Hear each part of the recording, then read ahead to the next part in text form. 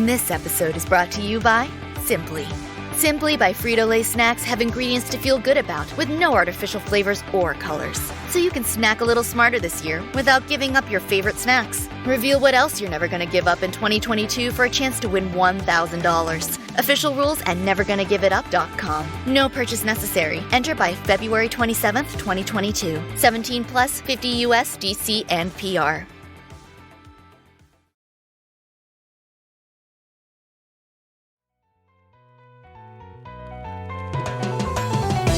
You're now listening to The Bradshaw Boys, a podcast where three relatively grown men binge the iconic HBO series Sex and the City. So dust off those DVDs and grab yourself a white wine or even a Cosmopolitan and settle in. Take it away, boys. Welcome to the Bradshaw Boys, a podcast where three guys are watching And Just Like That. And just like that, I'm Cory Cavin. I'm Kevin James Doyle. My name is Jon Sieber. And just like that, we have one of our favorite guests and friend of the pod on today. Ladies and gentlemen, comedian, writer, and fellow And Just Like That watcher, Jen Kirkman.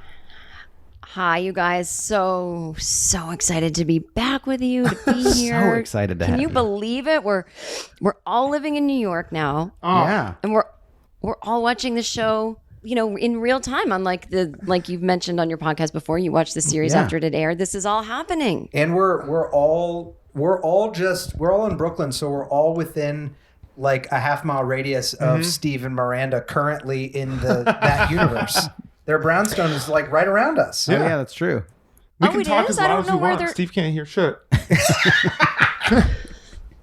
Where are they supposed to be living? Or do you not want to reveal it? So... Steve and Miranda live, I think, in Borum Hill. I think, or Cobble Hill. Cobble Hill? I don't think they ever mentioned it. I thought it was Cobble Hill. I think Maybe it's Sunset Park? Who knows? And she was complaining, like when they moved there, that was already a super rich, like better than most Manhattan neighborhoods. Are they? Yeah, hate Miranda. I'm pretty sure we hated her. debated it because we were like, it's not Brooklyn Heights because it wasn't nice, and Brooklyn Heights has always been nice. Yeah. And so So I don't think they talked for sure about it, but I think we had a long discussion trying to figure out where it was. But I like snooped on some blog one time that was like one of those like spotting locations, or like it was like looking at New York locations and Imagine movie sites, and I think they said it was either Borum Hill, Cobble Hill. I don't think it's Fort Greene, but it's like one of those neighborhoods that when they moved there in the early 2000s was up and coming, but still nice, and is like so nice now. I'll take a brownstone. It's got to be near the F train so he can get the Scout. That's true. Scout off the F train? Scout is it's O'Neill's is what it's called in real life, and that's like off Delancey or something like that. Yeah. Oh my God, I didn't know. You guys are really good. I love that Lower East Side F train area. Oh, so yeah, great. it's amazing. I would totally go to Scout in real life. Yeah. We should go to Scout in real life. We can make that happen. Yeah, it is off the D train on the Grand Stop though. Oh, D train. So yeah, It's not off the F train. Never mind. Jen, I don't want to go now. Yeah. What are your thoughts? Because everyone's heard our thoughts, so many of our thoughts. And go follow Jen on Instagram. Also, listen to Jen's podcast where you're doing sorry to cut you off, but you're doing and just like that thoughts every week on your podcast, correct? Yeah, I have this podcast called No Fun with Jen Kirkman, and it's all Patreon now. It's unfortunately, I went to just all paid model. And I asked my listeners, and they're not a lot of them, and I was like, would you guys be into if I just gave my thoughts on And Just Like That as sort of like an extra bonus? Does anyone watching it? I thought maybe 5 of my listeners would want that, and a lot of them said yes. And so I started posting recaps on my Patreon that are like anywhere from half an hour to an hour long, but I post little 2 to 3 minute clips of it on Instagram and TikTok, and a lot of people are like watching them and liking them, and I got a ton of new subscribers after it. And I was like, amazing. They'll probably unsubscribe when the show's over because I don't normally recap TV shows, but I have a passion for it. So, and of course, it's very snarky and sarcastic. I'm not fair like you guys are, and I might mention one thing I like, but it's mainly to be snarky. But you know how it is. You can't be snarky about something unless you so love it. But anyway, if people follow me on Instagram, TikTok at Jen Kirkman, they can watch plenty of the free versions of the little snippets. I have a question because like you said, we're fair, but I think we're trying to be fair, but also like, is it nerve-wracking? Because you write for, can we say who you write for? You've written, sure. Yeah, you write for Marvelous Miss Maisel, which is like a popular, very successful, great show. Does working like on television change your, like, how does that inform your critique of television writing? And also, are you ever like, I hate this character, and be like, what if I run into them at the coffee shop? Like, what is it like? Because I don't know, we're adjacent, but I'm not worried about bothering anyone. You're writing on a show that may cross over in any way. What's that like? Yeah, I got a little nervous at first but I think the good news is that I'm a hired hand. I'm a writer. They can do Mrs. Maisel without me. In fact, they did just fine season 3. The one year I didn't work there, I went on tour instead. So I come from it with no ego about, I'm such a great writer and they should do what I say. But I do come at it from, ironically, I'm a writer, but I swear to God, I think even if I wasn't, here's what I think they should have done with this scene. We all have those thoughts, whether we're writers or not. And so in the paid version of my Patreon, I sometimes say a couple snarky things about the writing, but in my mind, I'm not thinking of the young, awesome, or veteran writers in the room who are trying their best and have great intentions. I'm sort of more always poking a little fun at Michael Patrick King, who I think it's not an age thing. I think he's always been kind of corny, and I don't even mean that that's bad. He's just always been a little corny and into puns, and kind of the show is his style, has his stamp on it, and if any of us were lucky enough to have our own show, it would have our stamp on it. And so it's like his vision is what he wants to do, and he's making it happen. So like, he's not wrong. It's just like, I would do certain things differently. So I try to put the blame on him. And then in the free clips that go around the internet, I kind of focus on the characters as though they're real people. And like, what are they doing? And then I might make fun of some writing here and there, like Comedy Concert. I know we've all made fun of that. But yeah, I do think about it because I don't want to hurt anyone's feelings. At the same time, I don't think I've heard people criticize shows I've written for, downright hate them, even friends of mine. And I can't take offense because, I started listening to the Writers Room podcast, and just like that. Yeah, I did too. Yeah. And it gives you that perspective, especially as a writer, where you go, oh, I get it. Like, I've written on shows where you have this vision and you're doing the right thing, and people might not think it came out a certain way or not. And so I never want to hurt any of those people's feelings. And it's really not even about not burning a bridge. I just don't want to come off like, I'm a writer. I want to come off like I'm obsessed with the show. But it's hard because I never want to put myself above it. Because at the end of the day, you could be the best writer in the world, but it has to go through a million different people before it gets filmed. That's wherever we critique, and this is for the old show too, but I always come from it from an angle of like, this is really, like, it's really hard to write good television. It's hard to write a good movie. It's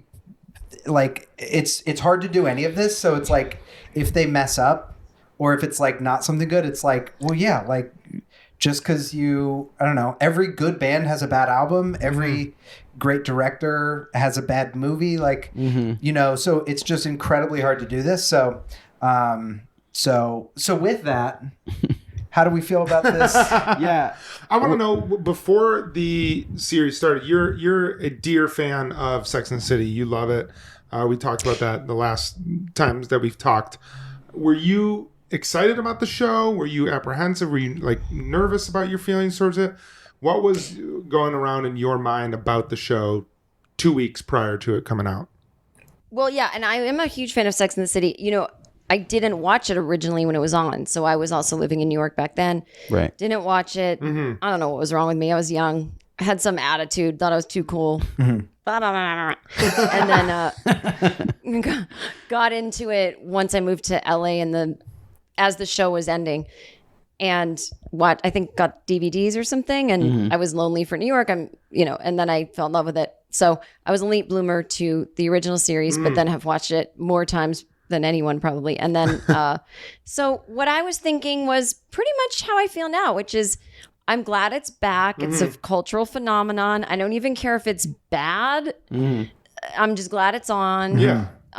Sad about Samantha. I hope they do her justice, which I don't think they did. Okay. And I was worried that it would be I was worried about a lot of the things that came true, which is just, Kevin, you put it really well in an episode. Like it's not just that they're trying to be more inclusive. It's that they're trying to make up for the sins of the past, which I think nobody is really upset about. You know, we all go, oh, that doesn't age well, or they could have done better, but they couldn't have. And they were actually pretty groundbreaking for what they were back then, which is kind of like, was more about women and gays. And it was very white centric. But, you know, it's like sometimes there are shows about white people who are out of touch, written by white people who are out of touch. And the problem isn't that we need to change those shows. It's that we need thousands and thousands of everyone to get opportunities so that there's shows about white people out of touch and shows about a million different races, you know. So I'm not saying they shouldn't have gone where they went, but I think it somebody said it's not as if we're catching up with them and they've been living this whole time. It feels like they've been frozen and they woke up, you know, from a coma. It's Austin Powers.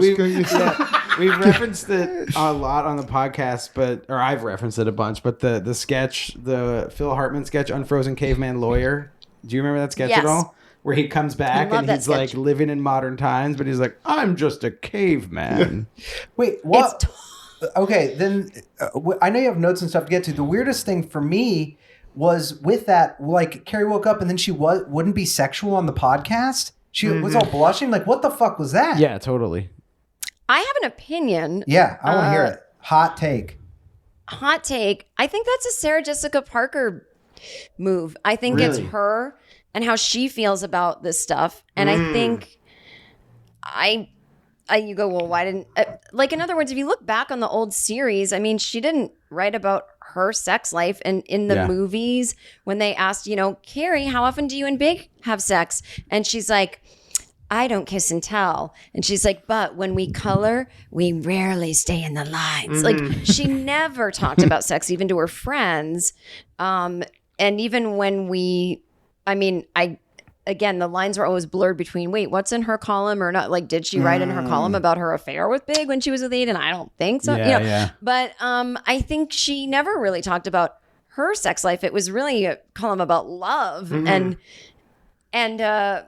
But at the same time, the prudishness now is a little off the charts. Like, everything could be solved with one sentence, which is like, oh, I wrote a column about sex. It was called Sex and the City. But I'm a best-selling author of 3 books since then. And I talk more about love and like what happens when, like she could, she's so, it's like, I get it if she doesn't want to talk about sex. That to me isn't the problem. The problem is she doesn't even know how to articulate what she's there to talk about. You can go, oh, actually, I don't do that anymore. I've rebranded and I'm the love person. But it's weird. It's like everyone's been reduced to like a giggling kind of, they don't know what there's, I don't know. But anyway, so it's weird. But if you look back, Carrie's always been a little. That makes sense. Yeah. That makes sense. I think it's like the execution makes me feel that I'm like, she's done radio before. Maybe she's just never been produced as hard as she is in X, Y, and Me. X, Y, and Me has got an entire producing team behind that glass wall. There's a lot of hands in the pie there. Yeah. I'm wondering, I'm looking at you guys and, we had some audio issues earlier with this platform we were using and now, so we chose a different one. And I'm just wondering, where's your producer behind the glass wall? And where's, our producer is right behind the screen people? Just did. Good job. That's a good one. That's a good joke. Our producer's there. There's there's an associate producer who is furious with us about our socials. Our socials are way down right now. We need to step up our penises and get our socials up. Absolutely. Now, do you guys do your socials while you're podcasting? Because like right now, no one's running your socials, which seems like a problem. Yeah, oh my gosh, Jen, you're so right. Oh, shoot. Yeah. I will say, Kevin, get to work. I will say that the thing that makes me frustrated with social media is the past 6 months I've been trying to get our followers up. And, I've been trying so many different things. And then yesterday I posted, I don't know if you guys saw this, but I posted a picture of my a fake GoFundMe of saying teach Steve Brady how to finger, and we got 500 followers in the past day. So I don't. You cannot figure out the internet or socials. It's fake GoFundMe. So you just got to start a new one every week. Yeah, totally.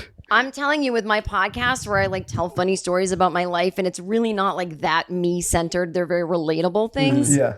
I mean, it's like pulling teeth to get fans of mine to join. And I do these dumb Sex in the City videos. Yeah. And it's like more followers in a week happen than I would normally get in a year begging, you know? And it's like, oh, great. I didn't realize that anything I said wasn't interesting until I started talking about Che and their comedy concert. Yeah. But you can never predict. You can never predict. And I think, that's why you got to just get your, what is it? Get your pussy up? What is it? Step your pussy up.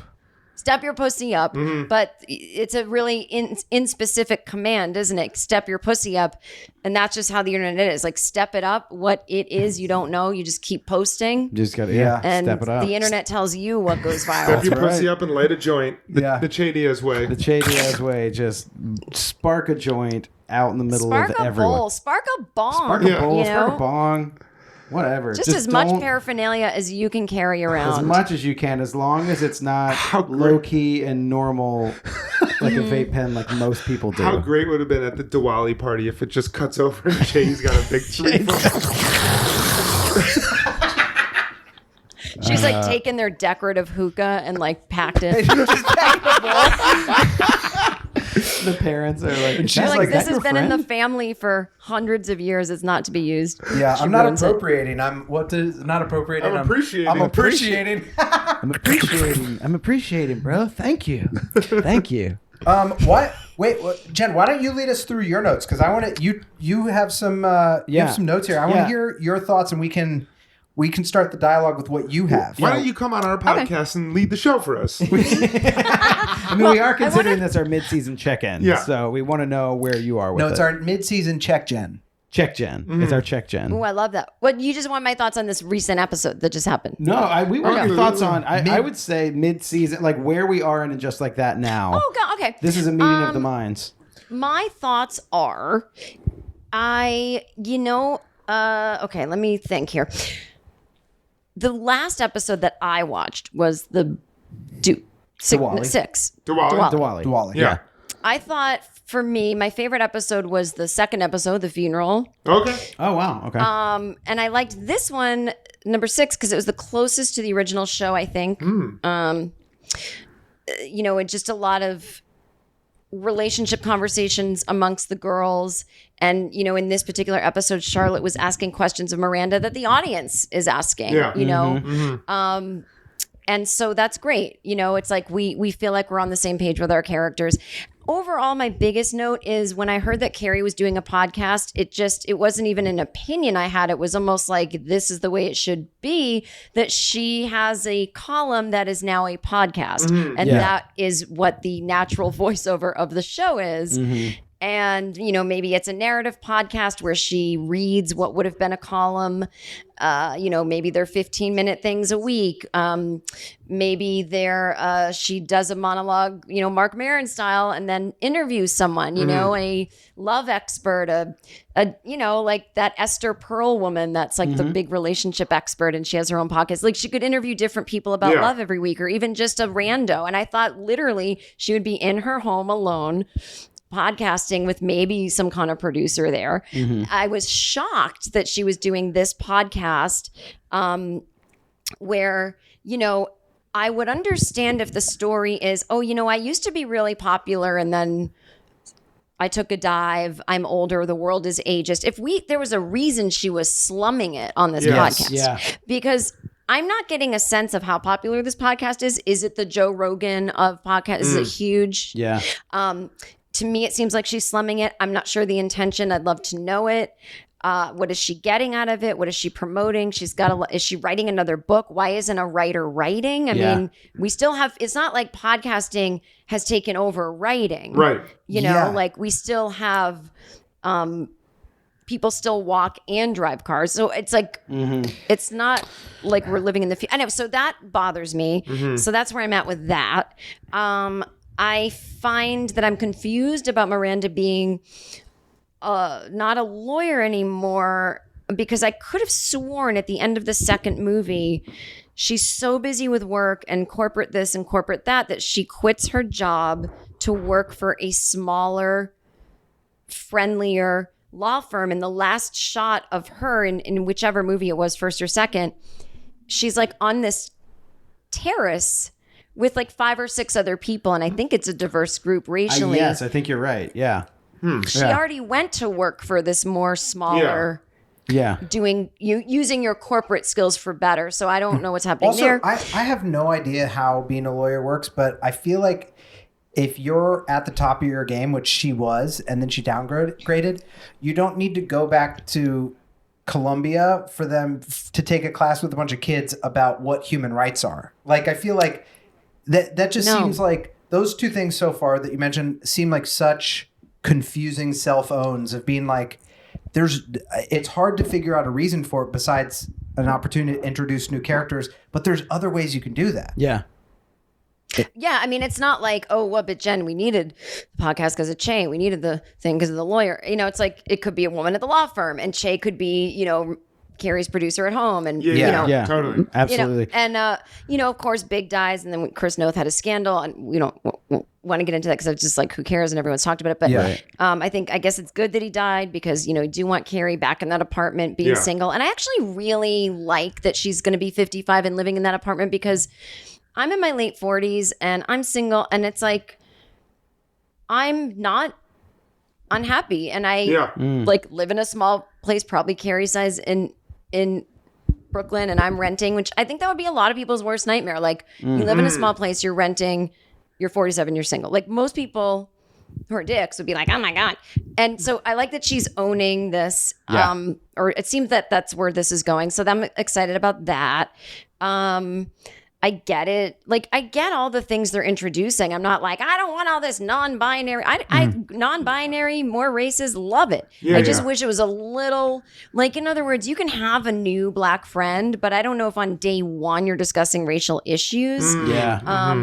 You know, can it just, I wish it more organically happened. I'm sad what's happening to the men. I think something that was revolutionary about the show originally was there was just no time for the men's stories because it was about women, and they were kind of the arm candy or just the secondary characters, but they still had a life of their own. Like Smith was in AA. We knew a lot about Smith and his dreams, and Harry and Steve. I mean, what a journey he took from bartender to owning a bar and like having a family. And so there's just, the guys are just kind of accessories, and they're not even a big bag that you know, schlep around all day. And they're like a tiny little handheld wallet. Like, they're not even a good accessory. And so I feel like they've made Steve seem just like he's on death's door and with the hearing aids, and Harry's just sort of like, hello, I'm the dad. And so I'm bummed because these are good guys, and they need a story. And if they're there just to support the women, then I want to see it in dialogue. Like, I'm shocked that Miranda and Steve can't talk about how they're not having sex. And I think the way they wrote out Willie Garson, I have no opinion, because I know he had a lot of rules about like how to handle his death. So they did what they could. Interesting. I highly disagree with the Samantha thing. You know my theory. I had a whole storyline for her that I'll just say it again. I think that she should have been in New Zealand at the beginning of COVID doing publicity for Smith, who was doing it like a Lord of the Rings type movie. And she gets stuck there and can't leave and falls in love with it there. And then in real life, a lot of billionaires are buying compounds in New Zealand because it's believed that that's a good place to live at the end of the world. It's not as likely to get nuked. I think climate change is going to affect it like less so. It's going to become like the Shire. Like, it'll become like a real life. It sounds like it's like a real life, like Hobbit place. Yes, it really is. And so I figured she'd be like, well, as long as I was here, I fell in love with the billionaire. You know, like, he's into crypto. I bought a compound, and I'm just running Samantha Jones Enterprises Global from here. You know, it's really great. And And then, they can be like, oh, I just missed a call from Samantha. The time zones are different. Oh, we tried to Zoom. And then that natural thing of, I think we're all growing apart, but she's kicking ass and we know what she's doing. And I just felt like uncomfortable with that. They said she treated me like an ATM. I actually was like, eek. I feel like I'm watching these women's personal battle, or the writers are mad at her. It was gross.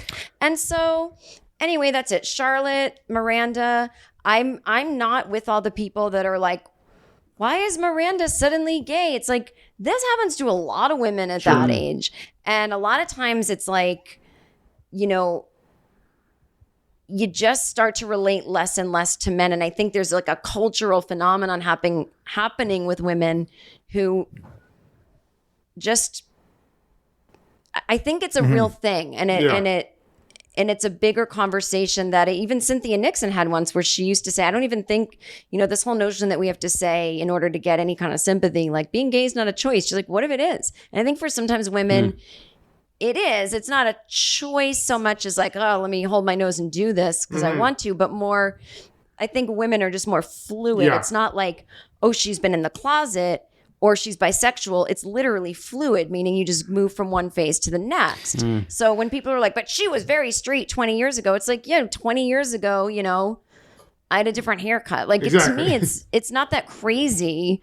Although I'm catching like whether they mean to or not, like sexual vibes between Carrie and Seema, to where I'm like, maybe Carrie should have been the big old les. Like that would have been fun. And I say that with love, the big old les. And Charlotte, the non-binary kid, great, fine. I hope it's like, I don't know. And then everyone's being weird with Black people, but okay. But overall, like I'm enjoying. I hope that we've gotten everything out of the way so that if there's a season 2, we can just get back to relationships of all kinds, friends and lovers and people of all different races and sexual things can just talk about their lives instead of their identities, because that's not what real life is like. Yeah. It feels my like long they're burning. take. Well, that's good. Corey, I got a question. Tell me. Do you ever feel like Carrie Bradshaw and a deadline? You're stressed. You're not sure what to do. Oh my gosh. You're a little bit agitated. I got a solution for you, actually. What is it? You know me. I'm a gamer. Angry You're Birds a huge gamer. Journey. Angry Birds. Oh my gosh. The game on the app. And then Journey, like the band. Don't stop believing. New Angry Birds game. Dude, I love Angry Birds. I love pulling back the bird and shooting it and destroying things. It's so much fun. It's like, I like to imagine that I'm pulling the bird back and shooting it through the gap in Richard's teeth and just hitting him in the back of the throat. And I'm doing it all for Samantha. All new Angry Birds Journey, full of fun puzzles, challenging levels, and delightful destruction. It's available for free in the app and Play Store. Trust me, this is a 5 Cosmo experience. Angry Birds Journey mobile puzzle game is going to bring you hours of fun. Huge 5 Cosmo experience. Go get it for free. Google Play Store and the App Store.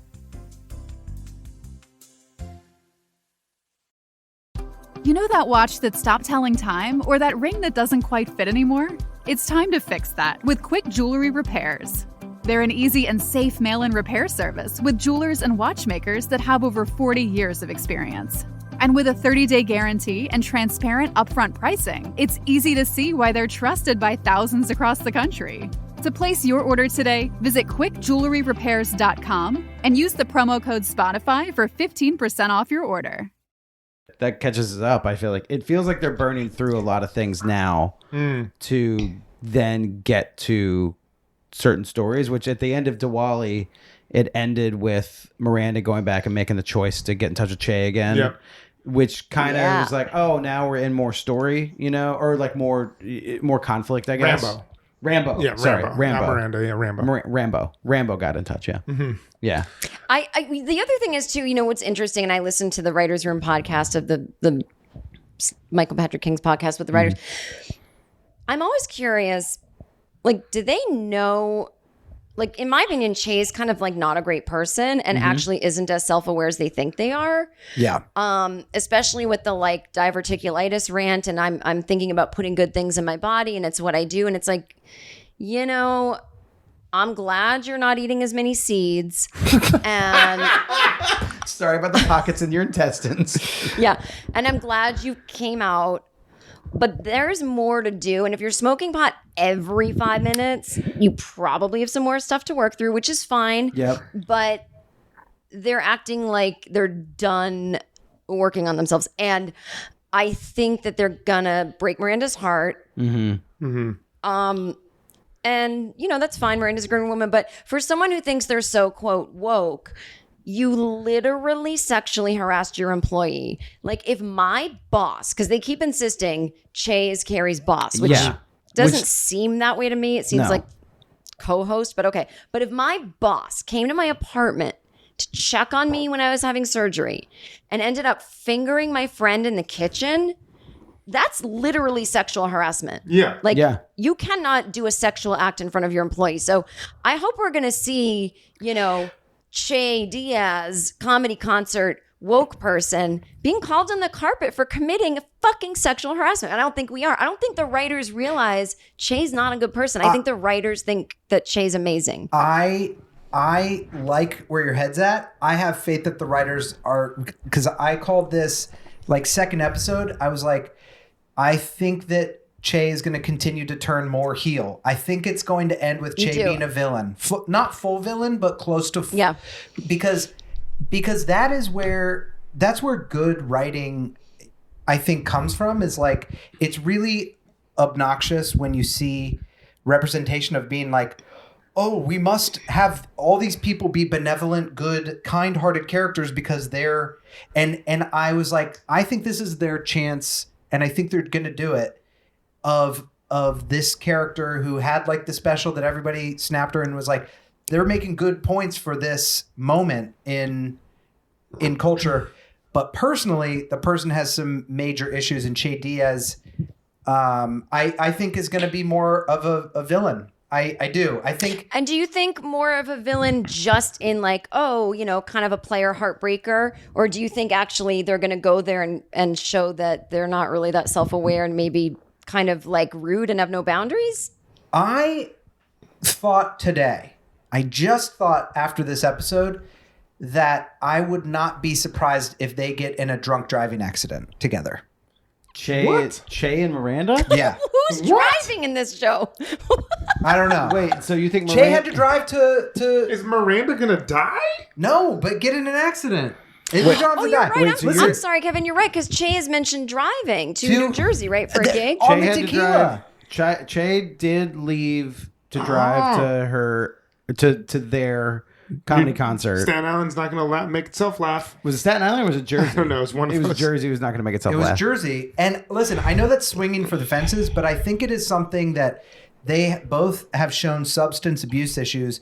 Miranda has not dealt with the main issue. She was like, here's what it is. And I think that there will be some, that was what I thought. And I'm like, that's pretty Grey's Anatomy. You know, it's like pretty dramatic. I mean, but I think that there will be real consequences, not just, Che led Miranda on. I think there's a chance that there's like some real consequences happen, because that's how I'm guessing. What if there is a car accident? Che Diaz and Miranda make it home to Brooklyn. Miranda drags Che Diaz up the stairs to the brownstone. Che Diaz is bleeding to death, and Miranda is yelling for help, and Steve can't hear. And Che Diaz dies right there. Oh my God. Brady can't hear because his girlfriend is screaming. Sitting on his face. Yes. Brady's girlfriend is... Her thighs are covering his ears. Eyes are covering his ears. This is like... one thigh on each ear. Exactly. And Che Diaz dies right there in the brownstone. This is like August Osage County. Miranda chastises Brady, and then Brady's girlfriend says, "Don't sex shame us." And they leave. They leave. So Steve's the only one in the house, and Steve can't hear the death.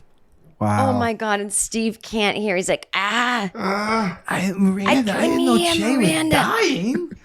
I didn't know Che died. And it's the same thing where Che dies in Miranda's arms, and everyone's like, why didn't she call 911? Wow. Same just deal. Like Big. And the last thing is Miranda just puts a joint right in Che's mouth to give her one last spark it up. Now my question is, well, it's off topic, but Harry looks thin. Yes.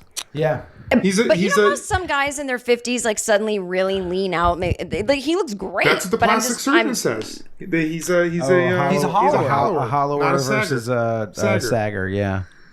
I don't know what words you just said. A what? That was a hollower, not a sagger. Hollower, yes, not a sagger, 100%. yeah. He's a hollower. He looks great. I was just the only thing I was making sure of. The reason I brought that up is I think Evan Handler looks amazing. Like he looks kind of sexy. Like I always loved Harry. But now I'm like, oh, that's like an actual, like I think he's sexy. But the my point was when I get now, I think that it was just a running joke about scheduling dinner that, oh, I'd like to reschedule his colonoscopy. I'd like to unschedule his colonoscopy, right? I was like, oh God, they're not going to set us up for he's going to die of colon cancer. And that's why the actor has lost weight. But I don't think so because they didn't bring that back since it was just used as a joke. Season 2, all the women would be single again? That would be... It would be wild if they did that, but I don't think... I don't think they would go with... I think Charlotte would stay married to Harry. Like, I don't think they would end up... Even if he died, she'd just drag his corpse around? What do you mean? Like an albatross around his neck. She would do that. Yeah. She's going to stay married to him forever. No. But I think even if he dies, she won't date again. She'd wear black for the rest of her life, like Maria in West Side Story. That's what happens. Oh, I don't know. But wait, Cory, what were you saying? You think she's going to stay married to Harry? No. Sorry, I just meant like you were saying season 2. I know you were kidding, but also. Would there ever be a plot line where they're all single again in their 50s? Oh. I don't think that would happen. I think that Charlotte... He'd have to die for that to happen. Yeah, I think Charlotte would... Yeah, then why are they making the male characters just so non-existent? Because I think, and they said this on the Writers Podcast earlier. I'm making a logic leap here, but Michael Patrick King...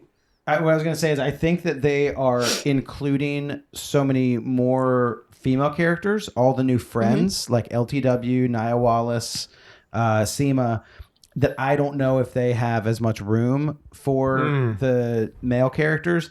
And I think that the writers and Michael Patrick King are really interested in what do these women's lives look like? We're welcoming in these new women with diverse stories from the original characters. So I just think they're like, we don't have any room for these guys. Yeah. That's what I think.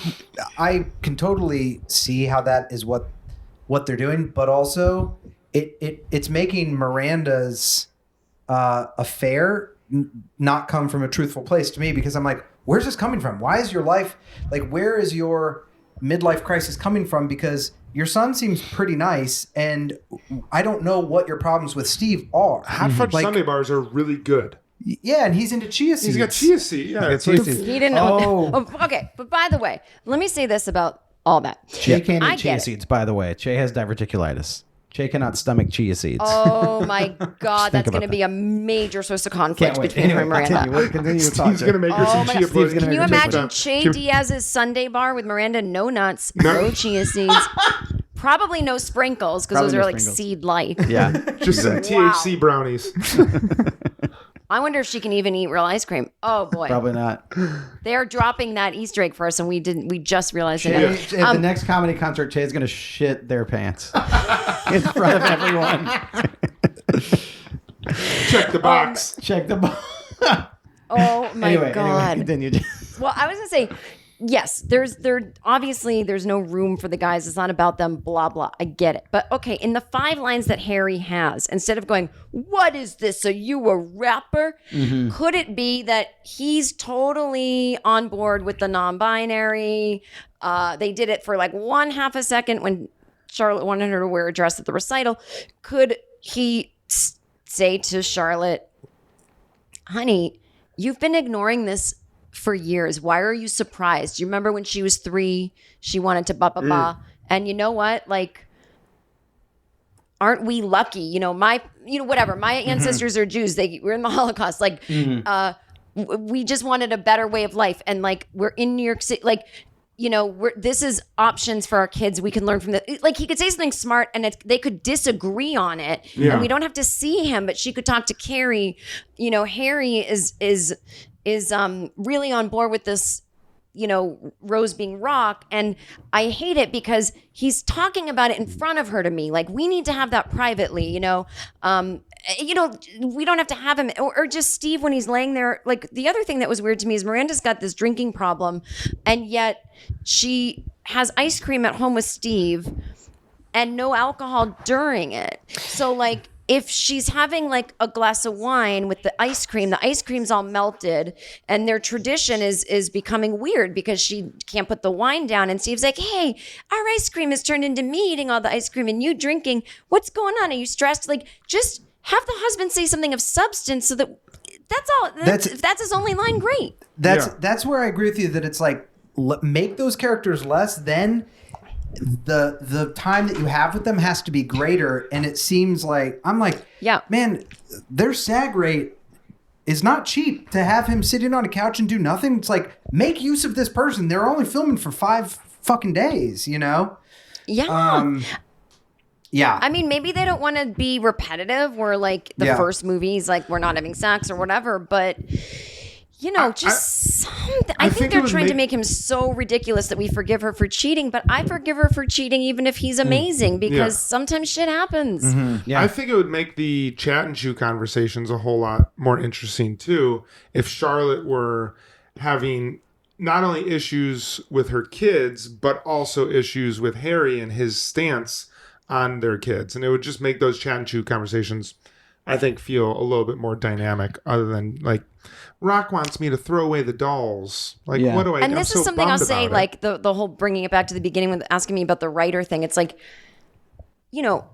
as you guys know, it's like there's like a billion conversations about how an episode can go. Mm-hmm. And I'm sure everyone maybe thought of everything we're saying, and ultimately it just didn't get in, and it comes down to one person. And so again, it's like, I'm not saying I can't believe the writers didn't think of this. They probably did, and they probably have their reasons for not doing it. Maybe they just said, there's a lot of times when like 5 different things could make sense in a script, and it comes down to what one person wants for whatever reason. Again, I don't blame any of the writers. I guess it all goes back to whoever's really the one in charge. I don't know. I'm not there. If I find out that the writers didn't think of anything that we're saying, then I'm worried. But I got to assume they did, right? Yeah. I think that's, before this show even came out, we talked a bunch about what would happen, like everybody did. And I would say the show is better than I thought it would be. Mm-hmm. So I want everyone to start with that. Like, this, we're being critical, but like, it's better than I thought it would. Mm-hmm. But it was like, it was crazy when they announced it to think like, you have the whole, like, they just announced it. There's one person that knows a few storylines, and when they were hiring writers, it's like, you can go any direction. That's like such a daunting thing to be like, these characters are precious to so many people. And even you see on the comments on some of our Instagram posts, I'll look and I'm like, man, people passionately care about these 3-dimensional human beings that are and a lot of fans even can have really interesting insights. Mm-hmm. Even more than a writer could, because these people have lived with the 6 seasons in the movies, and it's been pretty interesting to see that. I will say that in the Diwali episode, the most recent, I would say more than any storyline I've seen so far was just Nia Wallace, Dr. Nia Wallace, and Fertile Myrtle. Yeah. That dinner, I was like, all 4 of those characters, none of them, this is a brand new storyline. And I was engaged with that, and then also didn't hurt that the sex scene was like very, very sexy. I was like, oh my goodness. But that was really interesting, because that was like, that is for, and just like that, these characters. I loved that scene. Yeah. Yeah. Oh, so good. It was a really good scene. Yeah. And I want to see more of that, because I was like, whoa, this isn't about Miranda calling her and being like, hey, so hold on, my student is calling me. It was just them at dinner, and I was like, I was itching for a little more. I'm excited to see where that storyline goes, because I thought that was really cool and a great way to introduce a new character. And it was something I would have never guessed a year ago, of like, I wonder if they're going to have this doctor at Columbia talking about IVF. I liked too how like funny that scene was, and how all the actors were really loose and like really good actors, and when she was like trying to stop Fertile Myrtle from talking, and she just kept interrupting and bringing up stuff, and her husband was like, hey, you're interrupting. Later that night after their sex scene, when he's like, oh, is that why you were interrupting? Because you wanted her to stop talking about kids and pressuring us to have kids. He's like, I got you. And that's the moments we're missing in the marriages between the old characters. Is like, that guy didn't have a million lines, but his lines were good. He was like, you don't have to handle people pressuring us to have kids on your own. I'm here too. I got you. Well, and I thought that scene was great. And we were saying in another episode we did that it was when I first started watching it, I was like, I'm watching a different show. And I was like, I am watching a different show. I'm not watching Sex and the City anymore. I'm watching it just like that. And these are characters in that. But I also think you could get a scene like Charlotte and Harry, probably not as frequently, but they still have to have sex. Like they alluded to that on the podcast. Michael Patrick King said something about, you're going to see like Charlotte and Harry work through their sexual stuff. He said that in like the second episode. But like they could also do that. Can't do it with Carrie and Big anymore, unless you get a ghost She scene. still has the ashes. Ghost sex. Yeah, she could do ashes. I've sex. heard got the Peloton seat. She could smoke the ashes. I've heard people do that. Keith Richards smoked someone's ashes. His I was father's. thinking she should roll it up into one of his cigars. She should roll and up smoke big at the end and just be like... She should roll up big and put then, on a record, get a steak and a nice full-bodied red, and just smoke them. and then just shotgun Seema with it after that. And then that's how her and Seema end up. That's how her and Seema get a little spicy Next together. thing you know, It always Seema's starts finger with in a nice shotgunning. bright white background. Yeah, what did you think of all what's this? funny? So I have a couple quick thoughts. Okay. So Seema is dating or looking for love. Right. She asked Carrie, do you know any men that, don't suck? Well, Carrie's in the same boat looking for the same kind of man. I know Seema's family probably wants her to marry someone not white, but I was thinking, I wonder if there'll be an episode where Seema and Carrie are like into the same guy or something, like the producer guy. But then I thought, what if Carrie hooks Seema up with Steve? But then a friend of mine was like, no, he's not on the show a lot because he's doing something else. But I think Seema would be great for Steve, and Steve would be great for her. He deserves a hot love life. Yeah, After what they've done to him. When Steve and Miranda broke up, he had Debbie, and Debbie was smoking. Oh, yeah. She is. Oh, yeah. Debbie. We love Debbie. Debbie and Dr. Robert Leeds were the two best. We wanted Debbie and Leeds to get together because we were like, they were the best. They should have. I don't know if I think she's hot, but I don't think she's gross or anything. I just don't remember. But that would be fucking great if they got together. Debbie and Leeds. Steve should get back together with whoever he cheated on Miranda with in the first movie. Yeah. Oh, yeah, totally. It is sad. It is sad that, like, I thought the same way with, have you seen the Before Sunset, Before Sunrise? I mean, it's my favorite movies of So all good. time. Well, the last one is it's such a good movie, but it's like you have to have conflict, and it's like the longer you stay with characters, life gets sad. And that's what I knew would happen with the series. I was like, people are going to die, people are going to be sad in their marriages, and that's in the last movie depressed me so much. Before Midnight, It's the last. yeah, and I was just like, I'd rather just stay with the first act, which is like he is in love, but that's maybe how life is. That it's just like not every Steve and Miranda aren't entitled to a happy marriage. You have to work towards that. There's lots of people that don't, but there is something that our main core people right now, you don't get to see them have much joy, and that's kind of bumming me out. And it reminded me of how I felt when I watched Before Midnight. That I'm like, I just stayed with the first one. You got to go to Germany and meet this beautiful woman, and he got to be with you, and then you meet in Paris, and then that's the end of the story. But then the other thing you have to do, you have to deal with consequences. And in the second movie, he cheats on his wife with Julie Depley. So you have to deal with the fact that he now has left a marriage. I'm not saying this of everyone, but if he was a cheater once, you find out he's a cheater in the third movie. Sorry for anyone who has not seen that trilogy that we just ruined. I also think that in those movies they skipped, like he never gets on the plane. I would love to see a month later. Like, yes. You know, what it was like when he first moved to Paris, blah, blah, like all that drama and excitement.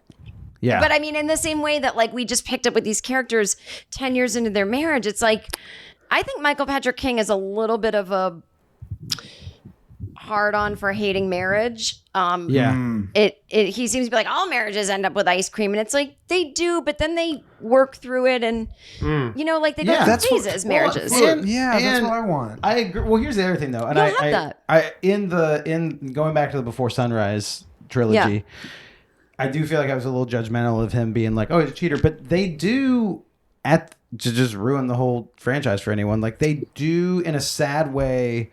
They do work it out at the end, and at least in that moment decide to stay together. So that is like a tragic realism. And I know what you're saying. Like I don't know. Charlotte and Harry are the only ones that we're getting from that right now. But it's not even really that super real because we don't really get to see that much of their lives. And I don't know if we ever fully did, except when they got together. Well, no, that's not true. We had the baby stuff with them too. Well, do you feel like Miranda and Steve are going to end up together or not? I don't know. No. Yes. You don't think so? I kind of don't think so, actually. No.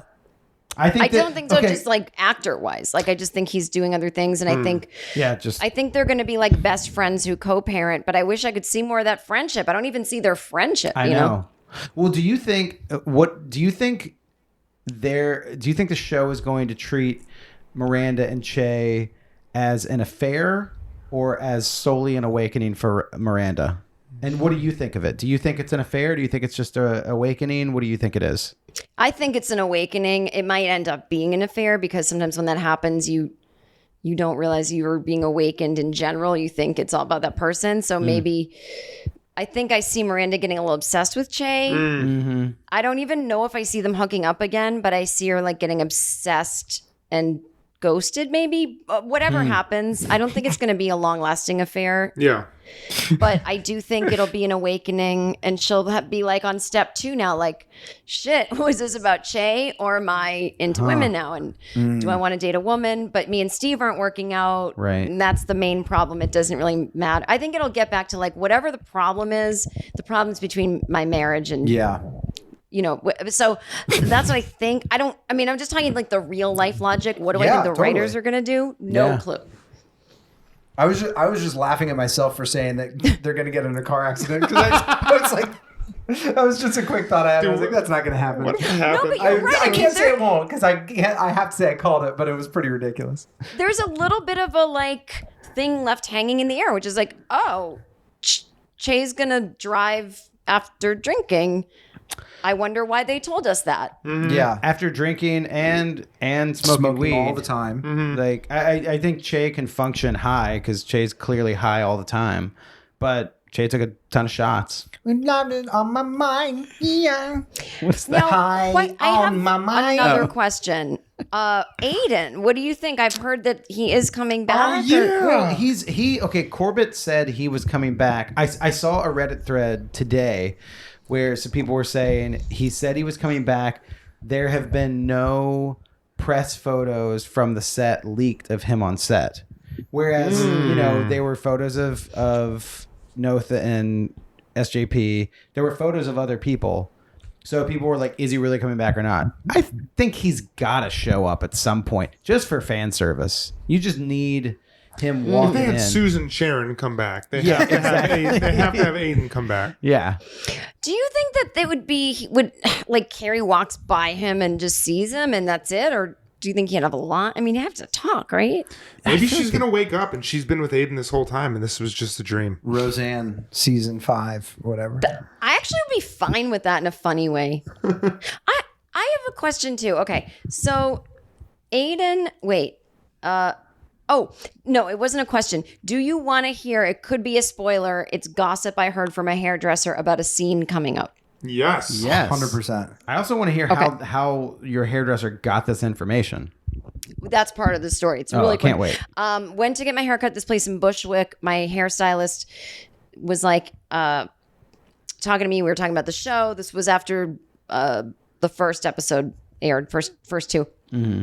So this woman's roommate, the roommate's parents own an antique store in Williamsburg. And Sex and the City and Just Like That filmed in the antique store in Williamsburg. Wow.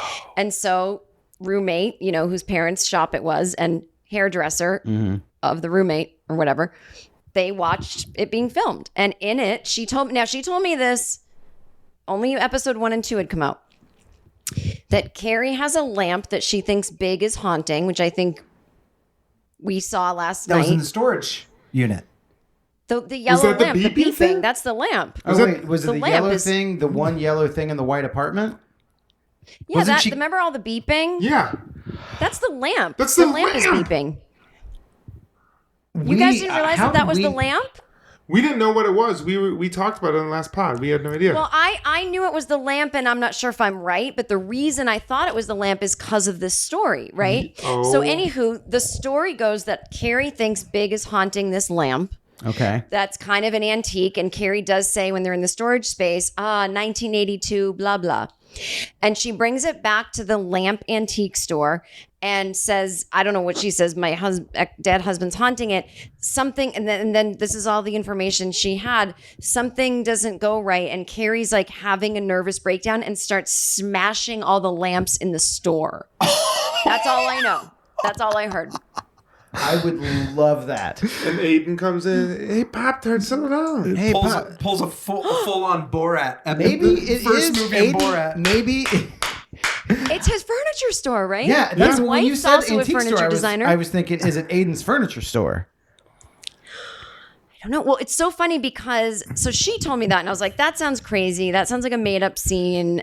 And then I start seeing the episodes where it's like Carrie's walking, she hasn't slept, and I'm thinking, they are setting her up to maybe have a nervous breakdown. And then that doesn't happen, right? Mm-hmm. But then the lamp comes out in the last episode I watched, and I'm like, the lamp. This is happening. Maybe Aiden's in there because Petey is haunting one of his lamps, and he thinks that he's pissed about it.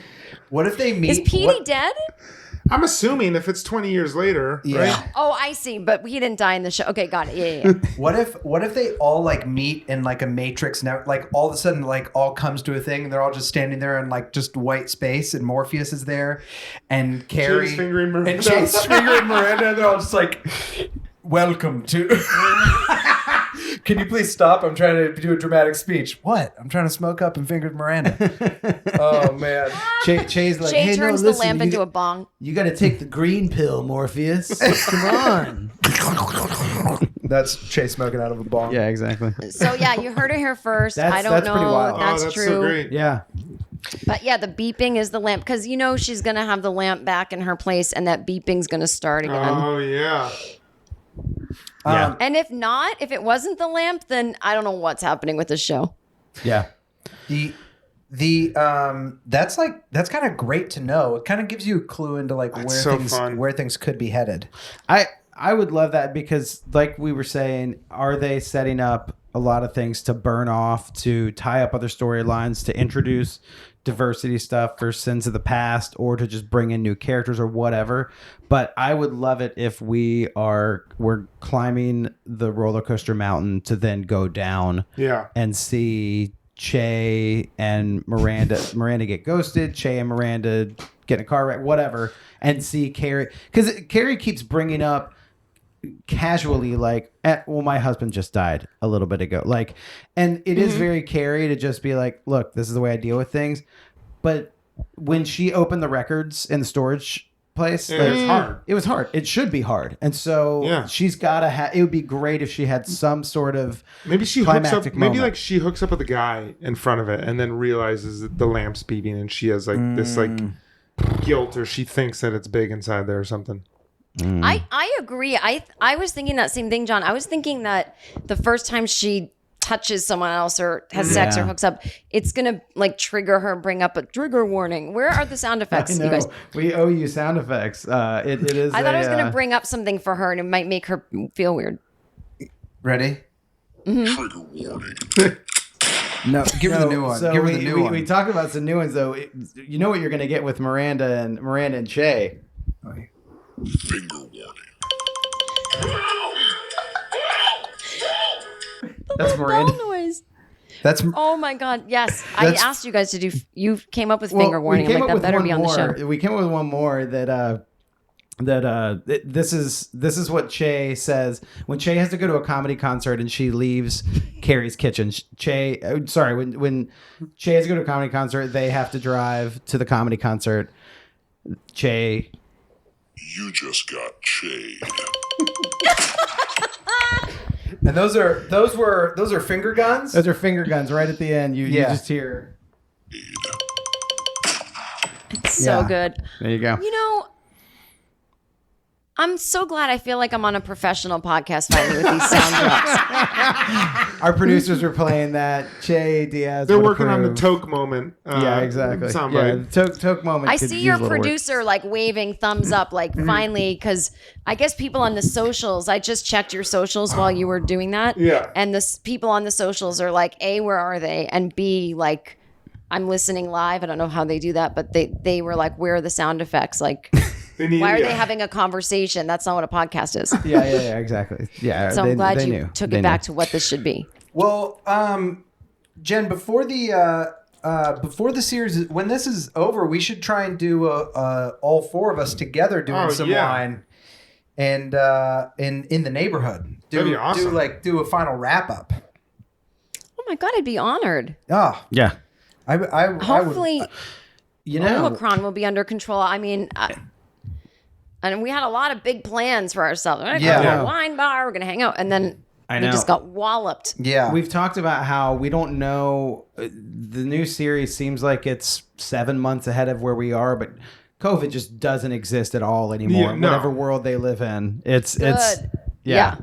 Yeah. I think it's good to reference a pandemic because it changed people's lives in a lot of ways. You know, you Absolutely, get a drinking problem, you have memories with Big. But honestly, you know, it's funny. At the beginning of the pandemic, I thought, I don't care if they do some TV shows where people are in masks and then I'm like, no, I don't. Yeah, I agree.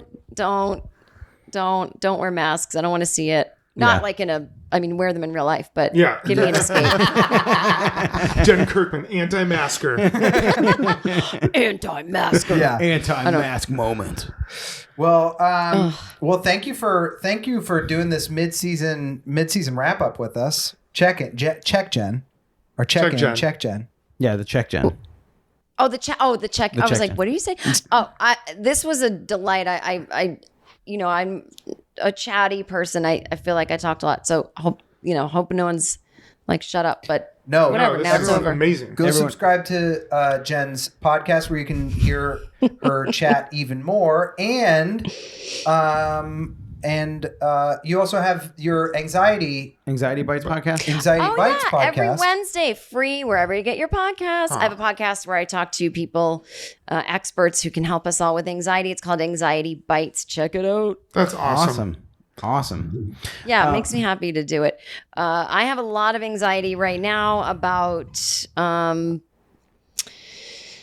going to happen with Che. You know, and there's no one that can help me with it. Yeah. I just need to know. Like, I can't believe we just had a Che-less episode, really.